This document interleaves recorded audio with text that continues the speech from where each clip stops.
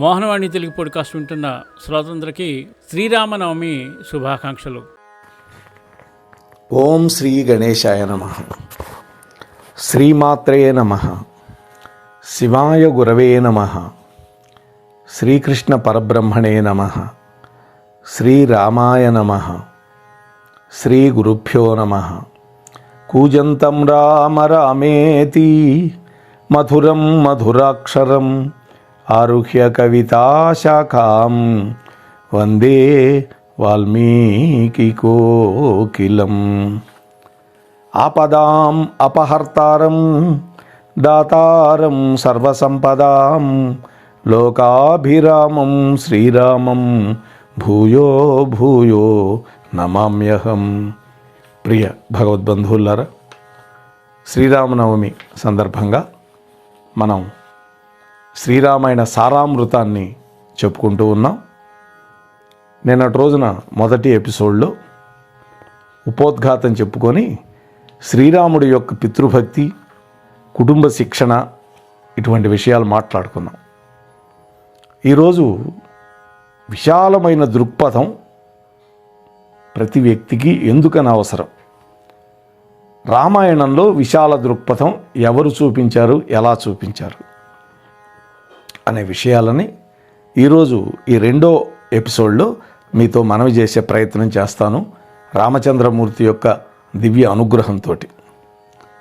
కాబట్టి ఈ ఛానల్ ద్వారా, మోహనవాణి ఛానల్ ద్వారా వింటూ ఉన్నటువంటి మీ అందరికీ మునుముందుగా నా యొక్క నమస్కారాలు. ఇంద్రియ వేగాన్ని అరికట్టి ప్రజల యొక్క క్షేమంలోనే తన క్షేమం కూడా ఉంటుంది అనేటువంటి ఒక ఆలోచన రావాలండి మనిషికి. అన్నిటికీ నష్టం కలిగించేది ఇంద్రియ నిగ్రహం లేకపోవటమే. అంటే అందరూ బాగుండాలి, అందులో నేను ఉండాలి అనేటువంటి ఆలోచన ఉండాలి. కాబట్టి తనకి క్షేమం, అభివృద్ధి కలిగి ఉండాలంటే ముందుగా సామూహిక ప్రయోజనాల అభివృద్ధి ఉండాలి, సమాజంలో అందరూ క్షేమంగా ఉండాలి. ఇది కదా. అంటే 10 మందిలో తాను ఒక్కడు, 10 మంది అభ్యున్నతి కొరకు పాటుపడితే సమాజంతో పాటు తాను కూడా అభివృద్ధి చెందుతాడు అనేటువంటి గొప్ప విశాల దృక్పథం ఏర్పడటం అనేది పెద్దల యొక్క అదుపాజ్ఞంలో ఉంటే, వాళ్ళ మార్గదర్శనంలో ఉంటే మనకు ఏర్పడుతుంది. ఇందులో ఏ అనుమానం లేదు. కానీ తాను పెరిగినటువంటి కుటుంబ వాతావరణంలో అటువంటి ఉన్నతమైన ఆశయాలు కలిగినటువంటి తల్లిదండ్రుల వల్ల మాత్రమే అది సాధ్యం అవుతుంది. వ్యక్తి నుండి కుటుంబం, గ్రామం నుండి దేశం,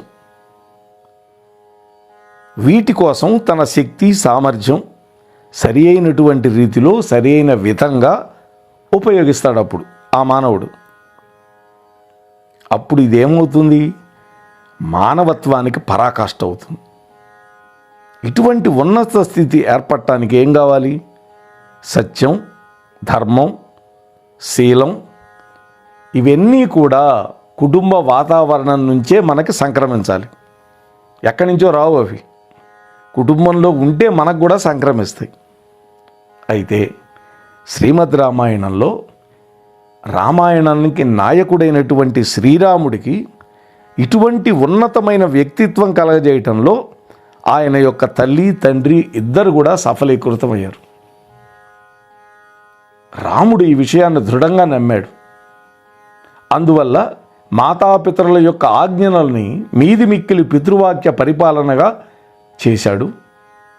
తన అభ్యున్నతికి ప్రత్యక్ష కారకులైనటువంటి తల్లిదండ్రుల యొక్క రుణాన్ని తీర్చుకోవటంలో శక్తి వంచన లేకుండా కృషి చెయ్యాలి, ఎన్ని కష్టాలు వచ్చినా, ఎన్ని నష్టాలు వచ్చినా అనేటువంటి దృఢ సంకల్పాన్ని రామచంద్ర ప్రభువు కలిగి ఉన్నాడు.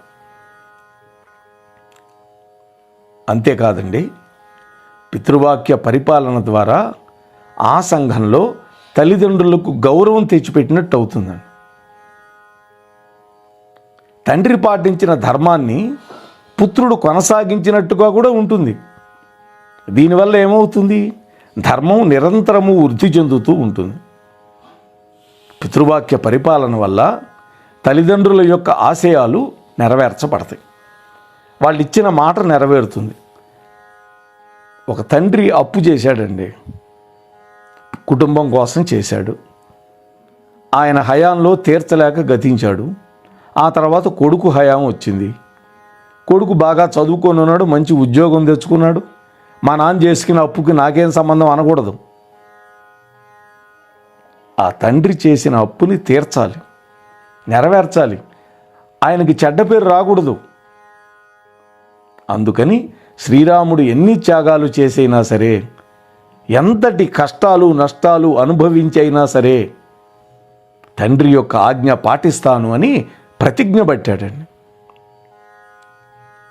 అహం హి వచనాద్రాజ్ఞహం పతేయమపి పావకే భక్షయేయం విషం తీక్ష్ణం పతయే మపి చార్ణపే అన్నాడు. అంటే కృతజ్ఞత కలిగినటువంటి మహారాజు నాకు హితుడు, గురుడు, తండ్రి. చూడండి, హితం చెప్పేవాడు తండ్రి. అంటే మన హితం కోసం పాకులాడుతూ ఉంటాడు తండ్రి. గురుడు అన్నాడు. ఎందుకని గురువైనాడు తండ్రి? గాయత్రి మంత్రాన్ని ఉపదేశిస్తాడు తండ్రి, అందుకని గురువైనాడు. అలాగే జన్మనిచ్చాడు తండ్రి. అటువంటి వాడు ఆజ్ఞాపిస్తూ ఉంటే విశ్వాసపాత్రునై నేను ఆయనకు ప్రియమైన కార్యాన్ని ఎందుకు చేయకుండా ఉంటాను అంటున్నాడు రాముడు. వాళ్ళ అమ్మతో అంటున్నాడు, అమ్మా, కైకేమ్మతోటి. ఎందుకని? రాముడు వెళ్ళడేమో అడవికి అనే ఒక అనుమానం ఆమె మనస్సులో తొలుస్తూ ఉన్నది. అప్పుడు రాముడు అంటాడు, అమ్మా, నాకు రాజ్యకాంక్ష లేదు, నాహం అర్థపరోదేవి అంటాడు. నేను ఇక్కడే ఉండిపోవాలని ఆశించటం లేదమ్మా, కేవలం ధర్మమాశ్రిత అంటాడు, ఋషిభుస్తుల్యం అంటాడు. నేను కేవలము ధర్మాన్ని ఆశ్రయించే ఉంటాను, నన్ను ఋషితుల్యుడిగా తెలుసుకో అన్నాడండి. అద్భుతమైన శ్లోకం అది. అమ్మా, పూజ్యుడైనటువంటి మా తండ్రికి ఏ కొంచెంగానైనా ప్రియాన్ని చెయ్యగలిగితే ప్రాణములు వడ్డీ అయినా సరే అన్ని విధాలుగా దానిని నెరవేర్చి తీరతాను అన్నాడు.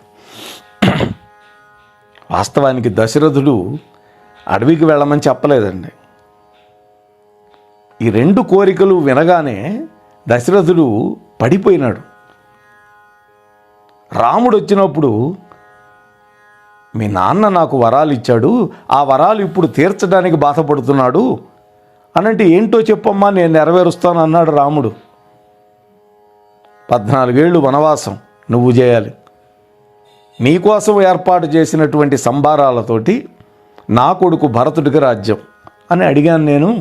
మీ నాన్న గతంలో నాకు ఇచ్చాడు వరాలు, శంబరాసురుణ్ణి సంహరించే సమయంలో నేను 2 పర్యాయాలు మీ నాన్న ప్రాణం కాపాడాను, అందుకని నాకు 2 వరాలు ఇచ్చాడు. ఇప్పుడు ఆ వరాలు కోరుకున్నాను, ఇప్పుడు ఇవ్వటానికి బాధపడుతున్నాడు. చూసారా?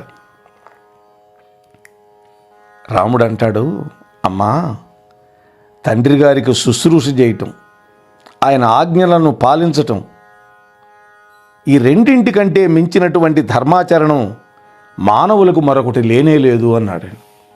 ఇది రాముడి మాట. ఓ కైకేయి మాత, నన్ను శాసించడానికి నీకు పూర్తిగా అధికారం ఉంది. మా నాన్నే విడిగా చెప్పక్కర్లా నాకు, ఒరే నువ్వు అడవికి పోరా అని.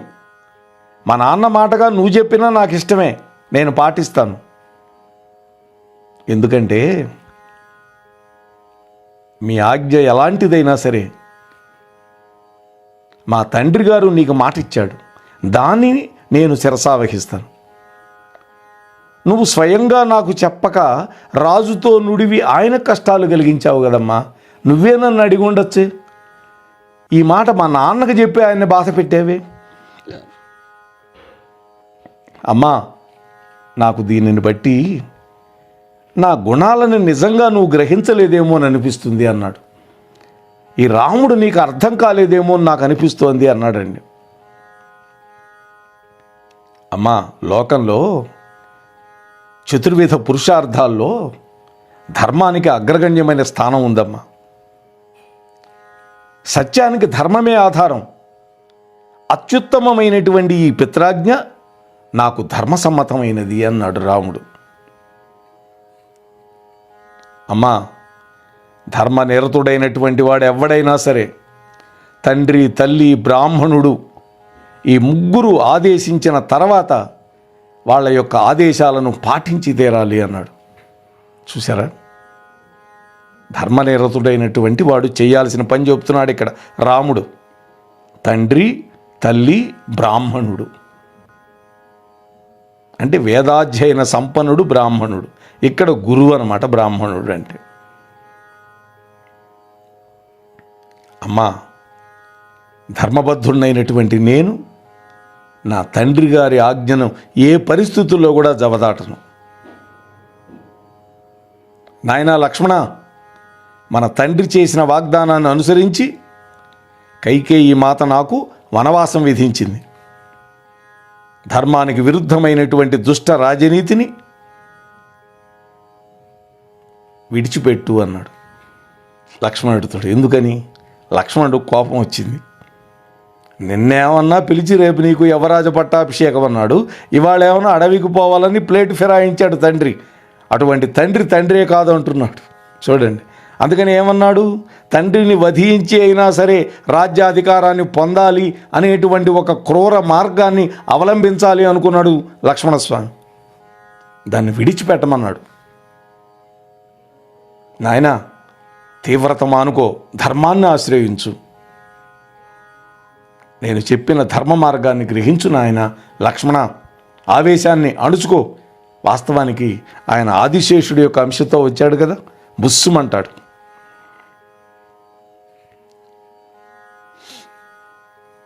కైకేయితో అంటున్నాడు, అమ్మా, నా ప్రాణాల మీద ఒట్టు పెట్టుకొని చెప్తున్నాను, నేను అడవులకు వెళ్ళటం అనేది తథ్యం.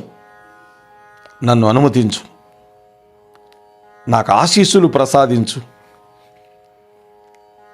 అని కూడా అని స్వంత తల్లి దగ్గరికి వెళ్ళాడు. చూడండి, వెళ్ళి అమ్మా, తండ్రి గారి యొక్క ఆజ్ఞ మేరకి నేను అడవికి వెళుతున్నాను, నన్ను అనుమతించు అని ప్రార్థించాడు. ఆమన్నది, అదేమిటి నాయనా, నేను ఆజ్ఞాపిస్తున్నాను, ఇప్పుడు నువ్వు ఆగిపో అన్నది. మరి తల్లి ఆజ్ఞ పాటించాలని చెప్పాడు కదా, ఇందాక ఆమెతో అన్నాడు కదా, నీ ఆజ్ఞ నేను పాటిస్తాను, మా నాన్న చెప్పకపోయినా పర్వాలేదు అన్నాడు కదా. మళ్ళీ ఇక్కడికి వచ్చేసరికి తల్లి ఆగిపోమ్మంటే కుదరదు అంటున్నాడే. ఎందుకన్నాడు రాముడు? సుమిత్రాదేవికి చెబుతున్నాడు అద్భుతమైన మాట.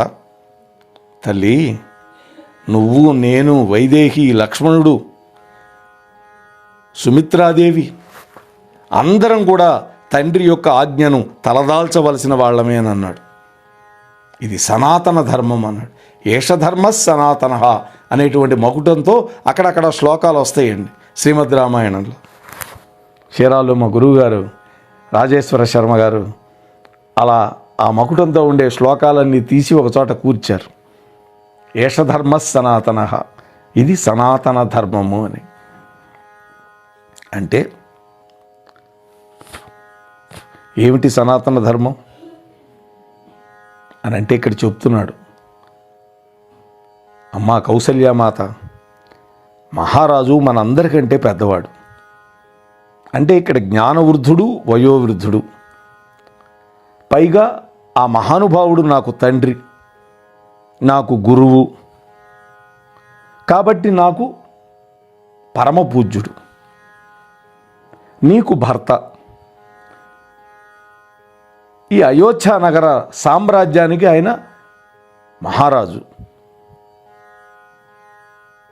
అటువంటి ఆయన క్రోధం వల్ల కానీ, సంతోషాతిరేకం వల్ల కానీ, కామ ప్రవృత్తి వల్ల కానీ ఆదేశించినటువంటి కార్యం ఎలాంటిదైనా సరే దానిని మనమందరం ఆచరించవలసిందే. అలా చెయ్యకపోతే అధర్మం అవుతుంది, మహాదోషం అవుతుంది. భరతుడు కనిపించగానే శ్రీరాముడు భరతుడి యొక్క యోగక్షేమాలు తెలుసుకొని ఆ తర్వాత కొన్ని ప్రశ్నలు అడిగాడు. అవేంటో కూడా చూద్దాం మనం. అంటే ఇక్కడ తల్లిని ఓదారుస్తూ చెప్పిన మాటలు చూడండి. అంటే తల్లి కంటే కూడా తండ్రిదే ఉన్నతమైన స్థానం అని చెప్తున్నాడు. ఎందుకని అని అంటే ఇక్కడ కొన్ని కారణాలు చెప్పాడు. మనందరికంటే పెద్దవాడు ఒకటి.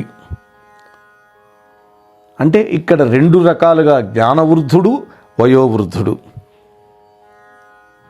అందువల్ల గురుత్వం ఆయనకున్నది మన మీద. ఆయన గురువు, మేము శిష్యులం. మనమంతా మనకి మాన్యుడు, మనమంతా గౌరవింప తగినవాడు ఆయన. ఆయన కోపం వల్ల కానీ, సంతోషం వల్ల కానీ, కామ ప్రవృత్తి వల్ల కానీ ఏ పని ఆదేశించినా మనం చెయ్యాల్సిందే అన్నాడు. 3 కారణాలు చెప్పాడు ఇక్కడ. కోపంతో కానీ, తప్పు చేస్తే కోపంతో బహిష్కరించవచ్చు, లేదు సంతోషం వల్ల కావచ్చు, అంటే సంతోషంతో ఎవరికొకరికి వరాలు ఇవ్వటం వల్ల కావచ్చు, కామ ప్రవృత్తి కావచ్చు, అంటే చిన్న భార్య మీద ఉండే మక్కువతోటి అని మనం అనుకుంటున్నాం. అలా చెయ్యకపోతే అధర్మం అన్నాడు, మహాదోషం అన్నాడు. అది ఇది రాముడు చెప్పిన మాట కౌసల్యాదేవితోటి. సరే, భరతుడు రాముడు ఉండే చిత్రకూటానికి వచ్చాడండి. వచ్చినప్పుడు రాముడు అడిగిన మొదటి ప్రశ్న ఏంటో తెలుసా? నాయనా భరత, మహారాజు గారు కుశలంగా ఉన్నారా? ఒకవేళ మన తండ్రి దుఃఖభారం చేత పరలోకగతుడు కాలేదు కదా అన్నాడు. చూడండి, ఆ మాట వింటూనే భరతుడు దుఃఖం కట్టలు తెంచుకుంది. అన్నయ్య, నీ వియోగంతో మన తండ్రి గారు ఈ లోకాన్ని విడిచిపెట్టి వెళ్ళిపోయినాడు అనేసరికి ఆ తండ్రి మృతి వార్తను వినగానే మొదలు నరికిన చెట్టులాగా పడిపోయినాడు రాముడు.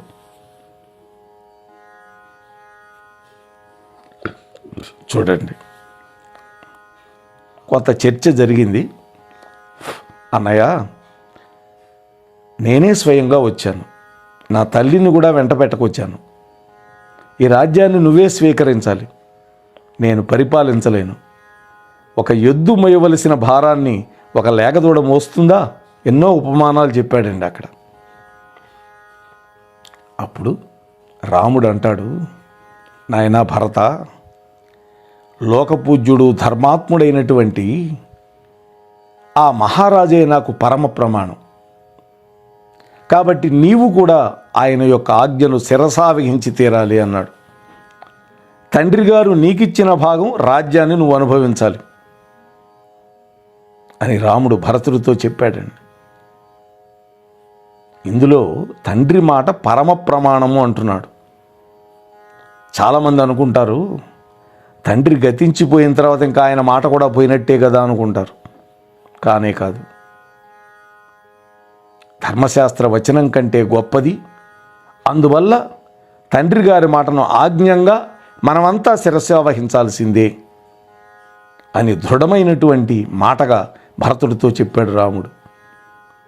దీన్ని బట్టి రాముడి యొక్క పితృభక్తి మనకు ప్రకటితమవుతోంది. చూడండి, తండ్రిని ధర్మ మార్గంలో నిలపాలి అనుకుంటున్నాడు. అంతే, తండ్రి ఇచ్చిన మాట నెరవేర్చబడాలి. ఏ పరిస్థితుల్లో కూడా తండ్రి ఉన్నా లేకపోయినా. నాయనా భరత, మహాత్ముడైన మన తండ్రి గారు నాకిచ్చిన భాగం ఈ వనవాసం. దాన్ని నేను అనుభవిస్తాను. కాబట్టి ఆయన ఆదేశం మేరకి ఈ దండకారణ్యాన్ని ఆశ్రయించిన వాడినై 14 ఏళ్ళు కాలం గడుపుతాను అన్నాడు రాముడు. మరొక మాట చెప్పాడు, భరత, మన తండ్రి అయిన దశరథ మహారాజు ఈ మానవలోకంలో అత్యంత పూజనీయుడు, దేవేంద్రుడితో సమానమైనటువంటి వాడు, అనేకమైన అశ్వమేధాలు యాగాలు చేశాడు. అటువంటి మహాత్ముడు ఇచ్చిన ఆజ్ఞయే నాకు పరమహితం. సమస్త లోకాల అధికారం కూడా నాకు శ్రేయస్కరం కాదయ్యా. ఇక్కడ రాముడు తన తండ్రి గొప్పవాడని, దేవేంద్రుడితో సమానుడని తన తండ్రిని గురించి కీర్తిస్తూ ఉన్నాడు. చూడండి,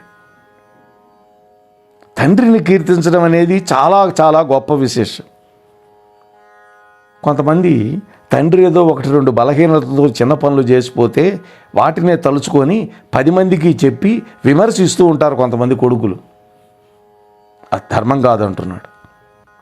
అంతేకాదు, పిత్రాజ్ఞ పరిపాలన ముందు ఈ సమస్త ప్రపంచ రాజ్యాధికారం కూడా నాకు తృప్తినివ్వదు అంటున్నాడు రాముడు. ఈ విధంగా శ్రీరాముడిలో అణువణువున పితృభక్తి నిండి నిబిడీకృతమై ఉన్నట్లుగా మనకి ఈ ఘట్టం వల్ల అర్థమవుతోందిగా. అంతేకాదు, వశిష్ఠుడు, వామదేవుడు మొదలైనటువంటి మునిశ్రేష్ఠులు వచ్చి ఎంత నచ్చజెప్పినా తన దృఢచిత్తాన్ని మార్చుకోలేదండి. విశ్వ మానవ చరిత్రలో నా తండ్రికి అసత్యవాది అనేటువంటి అపనింద రాకూడదు అని త్రికరణ శుద్ధితోటి చెప్పినటువంటి వాడు రాముడండి. ఆ విషయంలో శక్తి వంచన లేకుండా కృషి చేయటంలో రాముడు ఎంతో అనిర్వచనీయమైన కృషి చేశాడు. భరతుడితోటి తాను ధర్మాన్ని పాటించడంలో ముందర ఉంటాను అన్నాడు. ధర్మమే నాకు శరణ్యం అన్నాడు. ధర్మమే నాకు ఊపిరి అన్నాడు. ఏమిటి ధర్మం ఇక్కడ? పితృవాక్యాన్ని పరిపాలించటం పరమధర్మం. తండ్రిని సత్య మార్గంలో, ధర్మ మార్గంలో నిలబెట్టడం ధర్మం. ఎందుకని? తన జన్మకు ప్రత్యక్ష కారకులు, పోషకులు, జ్ఞాన ప్రదాత అయినటువంటి తండ్రి యొక్క ఆజ్ఞను పాటించడమే కదా పరమధర్మం. దీనితో సరితూగే ధర్మం ప్రపంచంలో ఏదీ లేదు అని శ్రీరామచంద్ర ప్రభువు భరతుడితోటి నొక్కి వక్కాణించాడు.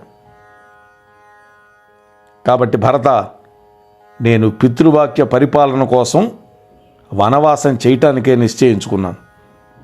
నీవు కూడా పిత్రాజ్ఞను పరిపాలించడంలో శ్రద్ధ చూపించు. నిష్కర్షగా చెప్పాడండి రాముడు. పితృవాక్య పరిపాలన అనేటువంటి ధర్మం అన్నిటికంటే గొప్పది అన్నాడు. ఈ ప్రపంచంలో తండ్రి, తల్లి, బ్రాహ్మణుల యొక్క వాక్యం శిరోధార్యం అని చెప్పాడుగా. వీటిలో బ్రాహ్మణుల వాక్యం కంటే కూడా తల్లి వాక్యం గొప్పది. తల్లి వాక్యం కంటే కూడా తండ్రి వాక్యం గొప్పది. చూడండి, ఉత్తరోత్తరం. కాబట్టి ఈ ముగ్గురులో తండ్రికే ప్రథమ స్థానం ఉంటుంది అని లోకానికి పితృభక్తిని ప్రకటించిన వాడు రామచంద్ర ప్రభు. ప్రతి మనిషి తమ యొక్క తల్లిదండ్రులను తప్పకుండా గౌరవించాల్సిందే. ఈ విషయం ఊరికి ఉపన్యాసపూర్వకంగా చెప్పలేదు. తాను ఆచరిస్తూ మిగతా వాళ్ళ చేత కూడా ఆచరింప చెయ్యటం అనేది ఇక్కడ రాముడి యొక్క లక్షణం.